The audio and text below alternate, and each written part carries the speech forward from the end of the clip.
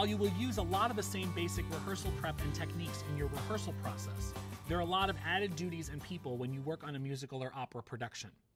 First off, you will normally have a lot more players.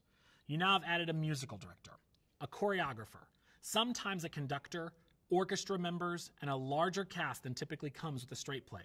Sets are bigger, and there are often many set changes, more lighting cues, wardrobe, wigs, sound, follow spots. The list goes on. The rehearsal process is much more about time management and who needs what when. It's very difficult to teach the choreography to an ensemble of dancers who haven't learned the music yet. Scheduling and time management are key in large-scale musical productions.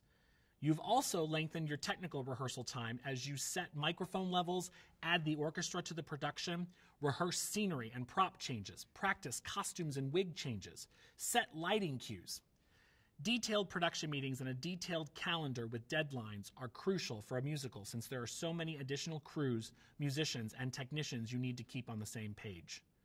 Look at this production calendar from a wonderful regional theater that only produces musicals, Stages St. Louis. I have done many productions at Stages and they're wonderful to work with. You can see that the actors have 2 weeks to learn the performance aspect of the show, while the technical aspects are prepared in other areas. Finally, the show loads into the performance space, has technical rehearsals, and then opens. The production manager, the stage manager, and the company manager work closely with each other to make sure everything is on schedule and within budget. And while one production is running, the next production is preparing. Some of the stage manager's added roles in a large-scale musical will include working with a musical director who is responsible for teaching all of the music to the company and also dealing directly with the orchestra. The SMs will also be integral in discussions with the sound department as to what is needed to be able to hear the show, both for the cast on stage, the musicians in the orchestra pit, and of course the audience in the house. The choreographer is going to come up with the dance steps for the musical numbers and may also occasionally assist with choreographing scene changes or also smaller numbers with principal players, what is referred to as musical staging.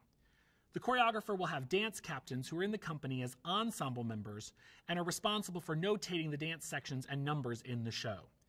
The choreographer works very closely with the director to assist in the overall vision and will have numerous conversations with the costume designer in regards to footwear and also costume styles and lengths. Earlier, Tom talked about blocking and how you can notate it in your book. You use the same principles for a musical with some added elements. Largely, I'm not notating the entire dance number as the dance captains will be responsible for notating the counts and the movements. However, I will notate large pictures and important sections of musical numbers so I can better assist when it comes to the technical rehearsals and the lighting designer has questions. The stage management team is also furiously tracking all the props and costume pieces in these dance rehearsals, as it is rare in a musical that a production number would only have actors involved. Your assistant stage managers are crucial with a large musical or opera. You are corralling and organizing a lot of people, and time is always important. It would be very rare that everyone would be in the same rehearsal room other than for a run-through. Typically, you will have multiple rehearsal rooms going at one time in order to accomplish all that you have to get done in time for the show. The leads may be working with the director, and the chorus is learning a dance number. The carpenters are working in a shop, while the scenic artists are painting in another shop, and the costume crew is working somewhere else. Communication amongst the stage management team is integral to a successful process. You have to establish a way to communicate all the different details of the day, as you cannot be in all the locations at one time. Trust, delegation, and organization will make for a successful team. If you are a musical person and can read music, this will be a help. Lighting cues, scene changes, and dealing with automation will use the music, and the more knowledge you have in this area will only benefit your process. Depending on the show, you may want to call the show from a musical score. If you are dealing with an opera, the production will not have any spoken words because typically it is all sung, and usually it is sung in a foreign language. So being able to read a musical score is essential. Knowing a foreign language would also be helpful.